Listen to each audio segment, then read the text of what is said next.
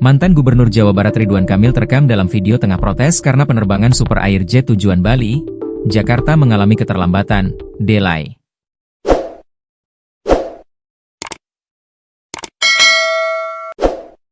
Diketahui belakang, Ridwan Kamil dan penumpang lainnya tertahan hingga berjam-jam di Bandara I Gusti Ngurah Rai pada Jumat, 11 Juli 2025. Terkait kejadian tersebut, Direktur Utama Super Air Jet, Ari Azhari merespons protes yang disampaikan Ridwan Kamil dengan meminta maaf atas peristiwa yang terjadi di Bali.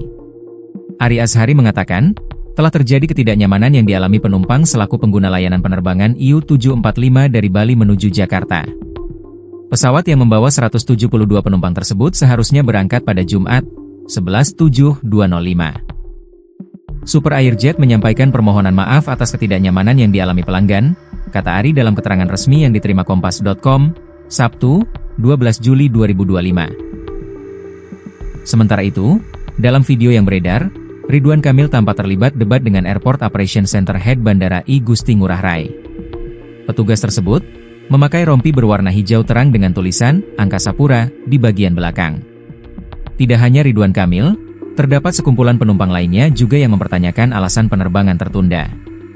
Kepada petugas tersebut, Ridwan Kamil meminta agar bisa menghubungi langsung pengambil keputusan hingga penerbangan pesawat tertunda. Kami sebagai bayar mau bicara ke pengambil keputusan, telepon aja, kata Ridwan Kamil. Bilang, Pak Ridwan mau bicara. Nanti jawabannya, saya tidak mau bicara dengan Pak Ridwan, udah selesai, sambung dia. Berdasarkan ucapan perekam video, peristiwa itu terjadi sekitar pukul 2.30 WITA.